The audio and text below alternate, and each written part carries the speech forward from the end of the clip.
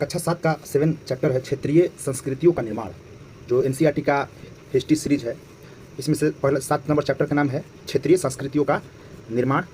इसमें देखते हैं, पहला है चेर और मलयालम भाषा का विकास, जो सीटेट के लिए स्पेशल है, ऐसे हर एक एग्जाम में काम करेगा। तो पहला है चेर और मलयालम भाषा का विकास कैसे हुआ है। आइए भाषा और क्षेत्र के बीच अंतर संबंध के एक उदाहरण से विश्लेषण का प्रारंभ करें। महोदयपुरम का चेर साम्राज्य राज्य प्रायद्वीप के दक्षिणी पश्चिमी भाग में, जो आज के केरल राज्य का हिस्सा है। तो कहाँ का हिस्सा है, तो चेर कहाँ रहता था, तो दक्षिणी पश्चिमी भाग में। 9वीं शताब्दी में स्थापित किया गया। संभवतः मलयालम भाषा इस इलाके में बोली जाती थी। शासकों ने मलयालम भाषा एवं लिपि का प्रयोग अपने अभिलेखों में किया है। वस्तुतः इस भाषा का प्रयोग उपमहाद्वीप के सरकारी अभिलेखों में किसी क्षेत्रीय भाषा के प्रयोग में सबसे पहले इसका उदाहरण है। सबसे पहला उदाहरण है इसका भाषा के रूप में। इस भाषा का यानी मलयालम भाषा का प्रयोग उपमहाद्वीप के सरकारी अभिलेखों में प्रयोग सबसे पहले उदाहरण में से एक है। कौन है, तो मलयालम भाषा का। साथ साथ चेर लोगों ने संस्कृत की परंपराओं से भी बहुत कुछ ग्रहण किया। किस परंपरा से, तो संस्कृत की परंपरा से। केरल का मंदिर रंगमंच, जिसकी परंपरा इस युग तक खोजी जा सकती है, संस्कृत के महाकाव्यों पर आधारित है। किस महाकाव्य पर आधारित थी, संस्कृत पर। मलयालम भाषा की पहली साहित्यिक कृतियाँ जो लगभग 12वीं शताब्दी की बताई जाती है। तो कब बताई जाती है, 12वीं शताब्दी में, जबकि इस भाषा का विकास हुआ है 9वीं शताब्दी में। प्रत्यक्ष रूप से संस्कृत की ऋणी है। किसकी ऋणी है, तो संस्कृत की ऋणी है, जो 12वीं शताब्दी में साहित्यिक कृतियाँ लिखी गई है। यह भी एक काफ़ी रोचक तथ्य है कि 14वीं शताब्दी का एक ग्रंथ लीला तिलकम, कौन है, लीला तिलकम कब का है, 14वीं शताब्दी का, जो व्याकरण और काव्य शास्त्र विषय है। तो 14वीं शताब्दी में एक ग्रंथ है जिसका नाम है लीला तिलकम, जो व्याकरण और काव्य शास्त्र विषयक है, जो मणि परवालम शैली में लिखा है। किस शैली में लिखा गया है, तो मणि परवालम शैली में एक ग्रंथ है लीला तिलकम, जो व्याकरण और काव्य शास्त्र है। कौन शैली में लिखा गया है, तो मणि परवालम शैली में। मणि परवालम शब्द का शाब्दिक अर्थ है हीरा और मूंगा। हीरा और मूंगा, मणि मतलब हीरा और परवाल मतलब मूंगा, जो दो भाषाओं संस्कृत और क्षेत्रीय भाषा के साथ साथ प्रयोग की ओर संकेत देता है। तो मणि परवाल शैली में लिखा गया है लीला तिलकम। अब आगे है शासक और धार्मिक परंपराएं। जगन्नाथ परंपरा जो बाटे वो आगे है। अन्य क्षेत्रों में क्षेत्रीय संस्कृतियाँ क्षेत्रीय धार्मिक परंपराओं से विकसित हुई है। इस प्रक्रिया का सर्वोत्तम उदाहरण पूरी उड़ीसा में जगन्नाथ का संप्रदाय है।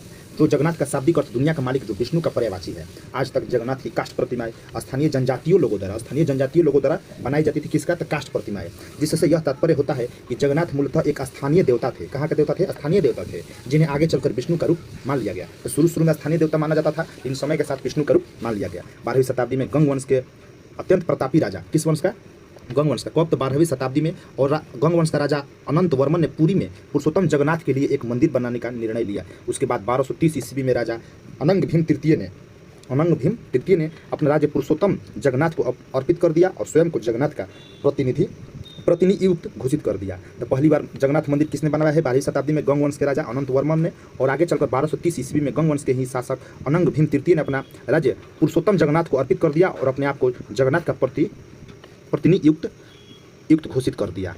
तो जो इस मंदिर को तीर्थ स्थल यानी तीर्थ यात्रा के केंद्र के रूप में महत्व होता गया, सामाजिक एवं राजनीतिक मामले में भी इसकी सत्ता बढ़ती गई। जिन्होंने भी उड़ीसा को जीता, जैसे मुगल, मराठे और अंग्रेजी ईस्ट इंडिया कंपनी, सबने इस मंदिर पर अपना नियंत्रण स्थापित करने का प्रयत्न किया। किसने, मुगल, मराठा और अंग्रेजी ईस्ट इंडिया जितना भी सब इस पर आक्रमण किया है, सब पर इस पर नियंत्रण स्थापित करने का प्रयास किया है।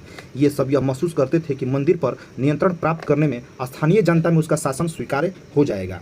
राजपूत और शूरवीरता की परंपराएं। 19वीं सदी में ब्रिटिश लोग उस क्षेत्र को, जहां आज एक अधिकांश राजस्थान स्थित है, कौन है, तो अधिकांश राजस्थान स्थित है, राजपूताना कहते थे। कौन, 19वीं सदी ब्रिटिश लोग। इससे यह समझा जा सकता है कि वह ऐसा प्रदेश था जहाँ केवल अथवा प्रमुख रूप से राजपूत ही रहा करते थे। लेकिन यह बात आंशिक रूप से ही सत्य है। ऐसे अनेक समूह थे जो आज भी है, जो उत्तर और मध्यवर्ती भारत के अनेक क्षेत्रों में अपने आप को राजपूत कहते थे।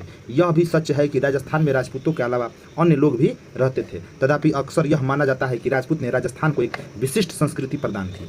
ये सांस्कृतिक परंपराएं वहाँ के शासकों के आदेशों तथा अभिलाषाओं के साथ घनिष्ठता से जुड़ी हुई है। लगभग 8वीं शताब्दी से आज के राजस्थान के अधिकांश भाग पर विभिन्न परिवारों के राजपूतों राजाओं ने शासन किया है। पृथ्वीराज एक ऐसा शासक था। ये शासक ऐसे शूरवीरों के आदर्शों को अपने हृदय में संजोए रखते थे, जिन्होंने रण क्षेत्र में बहादुरी के लिए लड़ते हुए अक्सर मृत्यु का वर्ण किया है, मगर पीठ नहीं दिखाई है। राजपूत शूरवीरों की कहानियाँ काव्यों और गीतों में सुरक्षित है। ये विशेष रूप से प्रशिक्षित चारण भाट द्वारा गाई जाती है।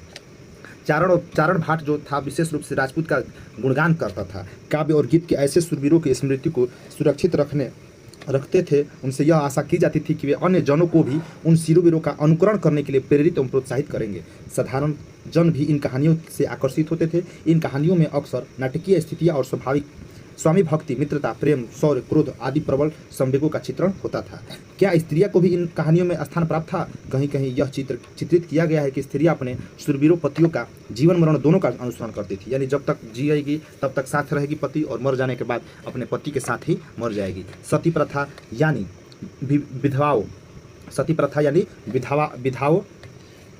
विधवाओं द्वारा अपने मृतक पतियों की चिता पर जिंदा जल जाने की प्रथा का भी कुछ कहानियों में उल्लेख मिलता है। इस प्रकार जो लोग शूरवीरता के आदर्शों का पालन करते थे उन्हें अक्सर इस आदर्श के लिए अपने जीवन का बलिदान करना होता था।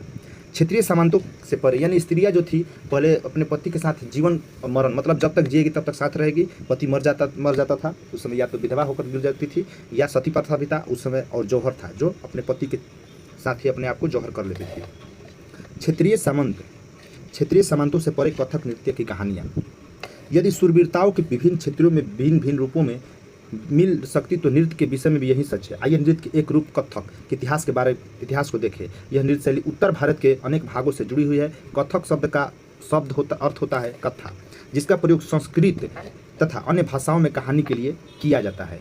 संस्कृत के लिए कथक शब्द का अर्थ होता है कथा, और जिसका प्रयोग संस्कृत तथा अन्य भाषाओं में कहानी के लिए किया जाता है। कथक मूल रूप से उत्तर भारत के मंदिरों में कथा यानी कहानी सुनाने वाले लोगों की एक जाति थी। कथक क्या था? तो मूल रूप से पहले जो कहानी मंदिरों में सुनाते थे उसका एक जाति थी। ये कथाकार अपने हाव भाव तथा संगीत से अपने कथावाचन को अलंकृत किया करते थे।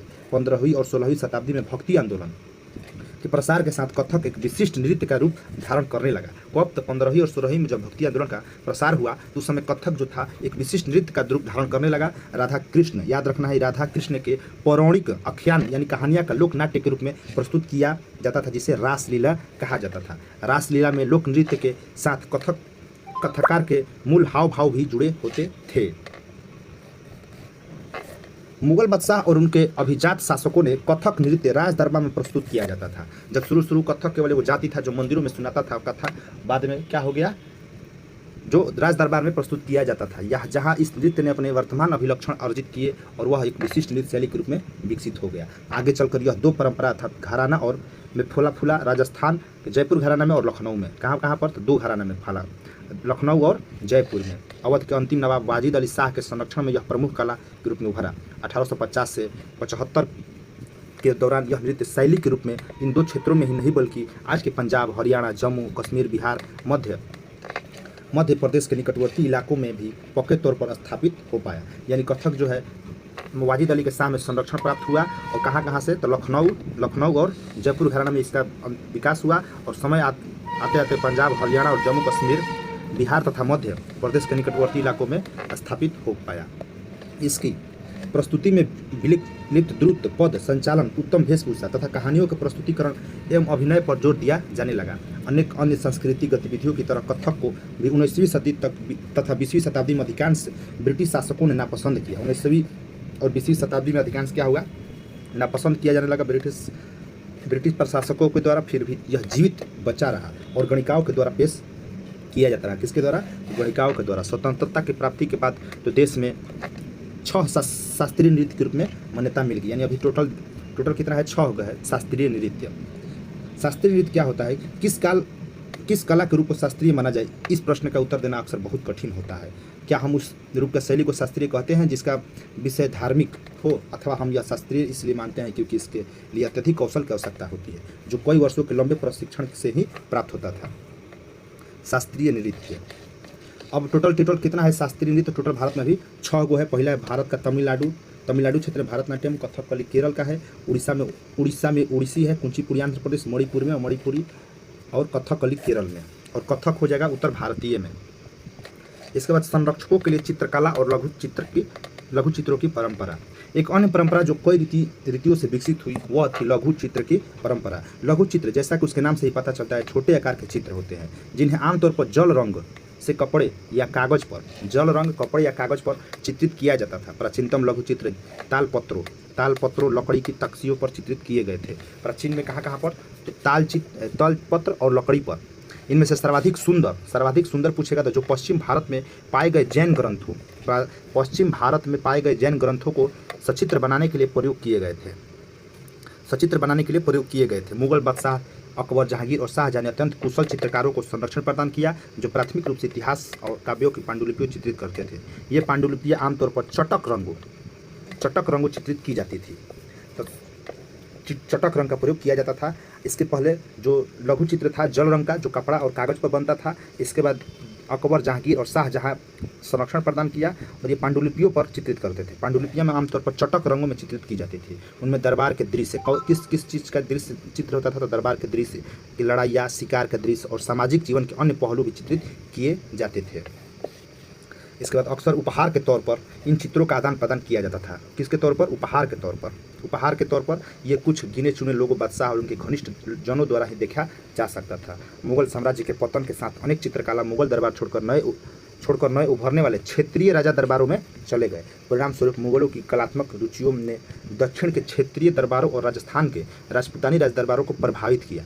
यहाँ से जब औरंगजेब आया, यहाँ से सब जितना भी चित्रकारी सब था यहाँ से वहाँ भागने लगा और जाकर क्षेत्रीय दरबार में सब रहने लगा। इसके साथ ही उन्होंने अपनी विशिष्ट विशेषताओं को सुरक्षित रखा और उनका विकास किया। मुगल उदाहरणों का अनुसरण करते हुए शासकों तथा अनेक दरबारों के दृश्य चित्रित किए जाने लगे। इसके साथ साथ मेवाड़, जोधपुर, बुंदा, कोटा, किशनगढ़ जैसे केंद्रों में पौराणिक कथाओं तथा काव्यों के विषय का चित्रण बराबर जारी रहा। ऐसा ही एक अन्य क्षेत्र था आधुनिक हिमाचल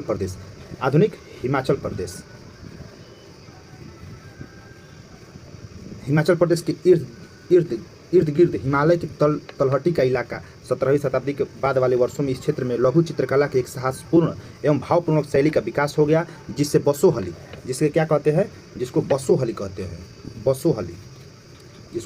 शैली कहते हैं। यहाँ जो सबसे लोकप्रिय पुस्तक चित्रित की गई थी उसका नाम था भानुदत्त की रसमंजरी। इसका क्या नाम था? भानुदत्त की रसमंजरी। 1739 ईस्वी में नादिर शाह के आक्रमण और दिल्ली के विजय के परिणाम स्वरूप मुगल कलाकार मैदानी इलाकों की अनिश्चितताओं से बचने के लिए पहाड़ी क्षेत्रों की ओर पलायन कर गए, जहां उन्हें वहां जाते हुए आश्रयदाता तैयार मिले, जिनके फलस्वरूप चित्रकारी की कांगड़ा शैली विकसित हुई। हिमाचल प्रदेश में कांगड़ा शैली या पर्वतीय क्षेत्र में बसोहली पेंटिंग विकसित हुई। 18वीं शताब्दी के मध्य तक कांगड़ा के कलाकारों ने एक नई शैली विकसित कर ली, जिसने लघु चित्रकारी में एक नई जान डाल दी। उनकी प्रेरणा का स्रोत वहाँ की वैष्णव परंपरा थी। ठंडे नीले हरे रंगों सहित कोमल रंग, ठंडा नीला हरे रंग कोमल रंगों का प्रयोग होता था। कांगड़ा शैली का विकास हुआ। इसके बाद प्रयोग विषय काव्यात्मक रूप से कांगड़ी शैली की विशेषता थी। कांगड़ी शैली की विशेषता क्या थी? ठंडा नीला हरे रंगों का सहित कोमल रंगों का, जबकि मुगल दरबार में पांडुलिपि पर चटक रंग का उपयोग किया जाता था। स्मरण रहे कि साधारण स्त्री पुरुष भी दीवारों, कपड़ों, फर्श आदि पर अपनी कलाकृतियाँ चित्रित करते थे। कला के नमूनों में से कुछ बच पाते थे। इनके विपरीत लघु चित्र राजमहलों में सावधानीपूर्वक रखे जाते थे, जिससे वे सदियों तक सुरक्षित रहे। इसके बाद बंगाल एक नज़र में। जैसा कि हमने प्रारंभ में देखा कि अक्सर क्षेत्रों के नाम वहाँ के निवासियों द्वारा बोली जाने वाली भाषा के अनुसार निर्धारित करते हैं, इसलिए हम मान लेते हैं कि बंगाल में हमेशा बंगाली ही बोलते थे। किंतु यह दिलचस्प बात है कि आज बंगाली संस्कृत से निकली हुई भाषा मानी जाती है। प्रारंभिक ईसा पूर्व प्रथम सहस्राब्दी के मध्य भाग के संस्कृत ग्रंथों के अध्ययन से यह पता चलता है कि बंगाल के लोग संस्कृत से उपजी कोई भाषाएँ नहीं बोलते थे। तो फिर नई भाषा का उद्भव कैसे हुआ? इसके बाद है ईसा पूर्व चौथी तीसरी शताब्दी में बंगाल और मगध दक्षिण बिहार के बीच वाणिज्यिक संबंध स्थापित होने लगे, जिसके कारण संभवतः संस्कृत का प्रभाव बढ़ता गया होगा। और चौथी शताब्दी के दौरान चौथी शताब्दी के बाद गुप्तवंशीय शासकों ने उत्तरी बंगाल पर अपना राजनीतिक नियंत्रण स्थापित कर लिया और वहाँ ब्राह्मणों को बसाना शुरू कर दिया। इस प्रकार गंगा के मध्य घाटी के भाषाई तथा सांस्कृतिक प्रभाव अधिक प्रबल हो गए। 7वीं शताब्दी में चीनी यात्री ह्वेनसांग ने यह पाया कि बंगाल में सर्वत्र संस्कृत से संबंधित भाषाओं का प्रयोग हो रहा था। ह्वेनसांग के अनुसार भी संस्कृत का प्रयोग हो रहा था। 8वीं शताब्दी के पाल शासकों के अंतर्गत एक क्षेत्रीय राज्य का उद्भव हो गया। 14वीं से 16वीं शताब्दी के बीच बंगाल पर सुल्तानों का शासन रहा, जो दिल्ली में स्थित शासकों से स्वतंत्र थे। 1586 ईस्वी में जब अकबर ने इस प्रदेश को जीत लिया तो उसे सूबा, उसको क्या कहा गया? उसको सूबा माने जाने लगा। उस समय प्रशासन की भाषा तो फारसी थी, लेकिन बंगाली एक क्षेत्रीय भाषा के रूप में विकसित हो रही थी। वस्तुतः वस्तुतः 15वीं शताब्दी तक आते आते उपभाषाओं तथा बोलियों का समूह बंगाली समूह एक सामान्य साहित्यिक भाषा के द्वारा एकबद्ध हो गया। यह साहित्यिक भाषा का उस क्षेत्र के पश्चिम भाग की बोलचाल की भाषा थी जिसे पश्चिम बंगाल कहा जाता है। यद्यपि बंगाली का उद्भव संस्कृत से ही हुआ है, पर अपने क्रम का विकास अनेक अवस्थाओं से गुजरी है। इसके अलावा गैर संस्कृत शब्दों का विकास विशाल शब्द भंडार जो जनजातीय भाषाओं, फारसी और यूरोपीय भाषाओं सहित अनेक स्रोतों से इसे प्राप्त हुआ है। आधुनिक बंगाली का एक हिस्सा बन गया। बंगाली के प्रारंभिक साहित्य को दो श्रेणियों में बांटा जा सकता है। कौन श्रेणी में? तो दो श्रेणी में। एक है श्रेणी संस्कृत की ऋणी है और दूसरी उससे स्वतंत्र है। तो बंगाल को दो भागों में संस्कृत की ऋणी और दूसरा उससे स्वतंत्र है। पहली श्रेणी में संस्कृत महाकाव्यों को अनुवाद, मंगल काय, शाब्दिक अर्थों में शुभ यानी मांगलिक काव्य जो स्थानीय देवी देवताओं से संबंधित है। मंगल काव्य किससे संबंधित है? स्थानीय देवी देवता से। और भक्ति साहित्य जैसे गौड़ीय वंश आंदोलन के नेता चैतन्य देव की जीवन निया है। पहला बटे संस्कृत से जो संस्कृत की ऋणी है, इस महाकाव्य के अनुसार मंगल काव्य जो देवी देवताओं से संबंधित है और भक्ति साहित्य जैसे गौड़ीय वैष्णव आंदोलन के नेता चैतन्य देव की जीवनिया है। दूसरी श्रेणी में शामिल है जैसे मैनामती गोपी चंद्र के गीत धर्म ठाकुर की पूजा से संबंधित कहानियां, परिकथाएं और लोक कथाएं और कथा गीत। पहली श्रेणी के ग्रंथों का काल निर्णय करना अपेक्षाकृत सरल है। पहली श्रेणी मतलब जो संस्कृत के ऋणी है उसको सरल है, क्योंकि ऐसी अनेक पांडुलिपियां पाई गई है जिनमें यह इंगित किया गया है कि उनकी रचना 15वीं शताब्दी के उत्तरार्ध और 18वीं शताब्दी के मध्य भाग में बीच की गई थी। दूसरी श्रेणी की कृतियां मौखिक रूप से कही और सुनी जाती थी। पहला जो है लिखित रूप से और दूसरा जो संस्कृत से स्वतंत्र थे वह मौखिक रूप से कही या सुनी जाती थी, इसलिए उनका काल निर्धारण सही करना नहीं किया जा सकता। वे खासतौर पर पूर्वी बंगाल लोकप्रिय थी जहाँ ब्राह्मणों का प्रभाव अपेक्षाकृत कम था। पूर्वी बंगाल में अपेक्षाकृत ब्राह्मणों का प्रभाव कम था, जहाँ पर मौखिक सुनी जाती थी, दूसरी श्रेणी का था। अब आगे है पीर और मंदिर। 16वीं शताब्दी में लोगों की बड़ी संख्या में पश्चिम बंगाल के कम उपजाऊ क्षेत्रों को छोड़कर दक्षिण पूर्वी बंगाल के जंगली तथा दलदली इलाकों में प्रवास करना शुरू कर दिया। ज्यों ज्यों पूरब की ओर बढ़ते गए वे जंगलों को साफ करके भूमि में धान की खेती करने लगे। सने स्थानीय मछुआ तथा स्थानांतरित खेती करने वाले लोग जो अक्सर जनजाति थे, किसानों के लिए नए समुदाय मिल गए। इन्हीं दिनों बंगाल पर मुगलों का नियंत्रण स्थापित हो गया, जिन्होंने पूरी डेल्टा के केंद्रीय भाग में स्थित ढाका नगर में अपनी राजधानी स्थापित की। अधिकारी और कर्मचारी लोग भूमि प्राप्त करके अक्सर उस पर मस्जिदें बना लेते थे, जो इन इलाकों में धार्मिक रूपांतरण के केंद्र के रूप में काम आती थी। प्रारंभ में बाहर से आकर यहाँ बसने वाले लोग इन अस्थिर परिस्थितियों में रहने के लिए कुछ व्यवस्था तथा आश्वासन चाहते थे। ये सुख सुविधाएं तथा आश्वासन उन्हें समुदाय के नेताओं ने प्रदान की। ये नेता शिक्षकों और निर्णायकों की भूमिका भी अदा करते थे। कभी कभी ऐसा समझा जाता था कि इन नेताओं के पास अलौकिक शक्तियाँ हैं और स्नेहाधर इन्हें लोग कहते थे, जिन्हें पीर कहा जाता था। इस पीर श्रेणी में संत, सूफी और अन्य धार्मिक महानुभाव, साहसी, उपनिवेशिक, देवीत्व प्राप्त सैनिक एवं योद्धा, विभिन्न हिंदू, बौद्ध, देवी देवता, यहाँ तक कि जीवात्माएं भी शामिल थी। यानी पीर श्रेणी में बहुत सारे लोग रहते थे। पीरों की पूजा पद्धतियाँ बहुत ही लोकप्रिय हो गई और उनकी मज़ारें बंगाल में सर्वत्र पाई जाती है। बंगाल में 15वीं शताब्दी के बाद वाले वर्षों में मंदिर बनाने का दौर जोरों पर रहा। कब? तो 15वीं शताब्दी में, जो 19वीं शताब्दी में समाप्त हो गया।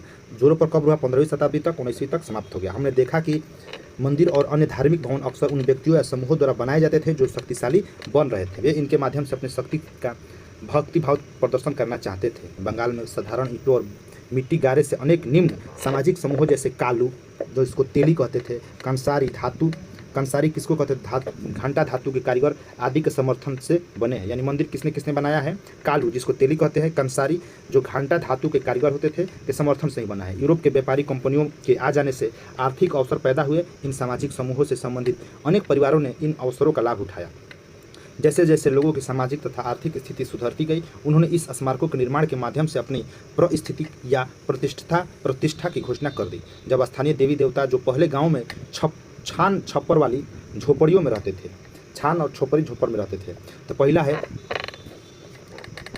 दान, एक छान छप्पर वाली झोपड़ी, में पूजा करते थे, जो ब्राह्मणों द्वारा मान्यता प्राप्त कर दी जाती थी। उनकी प्रतिमाएं मंदिरों में स्थापित की जाने लगी। इन मंदिरों की शक्ल आकृति बंगाल की छप्परदार झोपड़ियों की तरह दो लाचा मतलब 2 छत वाली को दो लाचा और 4 छत वाली को चौचाला होती थी। इनके कारण मंदिरों की स्थापत्य कला में विशिष्ट बंगाली शैली का प्रादुर्भाव हुआ। शुरू गांव में कैसी रहती थी तो छल्ला पर, जो अगर दो ताला हो जाएगा तो 2 चाला और 4 गो तो चौचाला।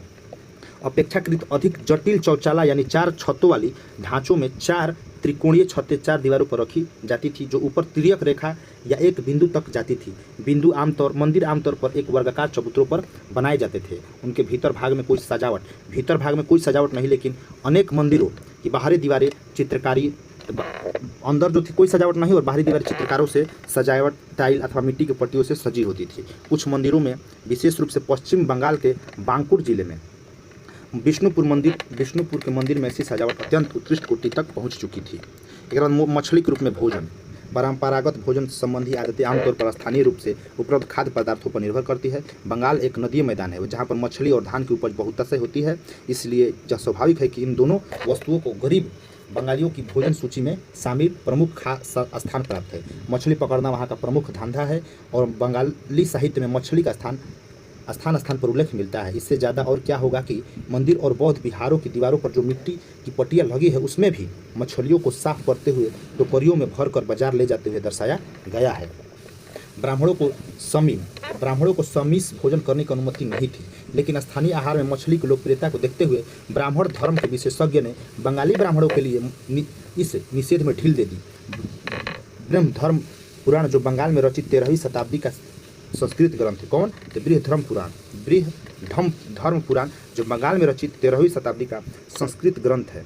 बंगाल में रचित है, कौन भाषा में है? तो संस्कृत में कौन किताब है? तो बृहधर्म पुराण ने स्थानीय ब्राह्मणों को कुछ खास किस्मों की मछली खाने की अनुमति थी। कुछ घरेलू उपयोग के लिए तैयार किए होते विशाल मछली।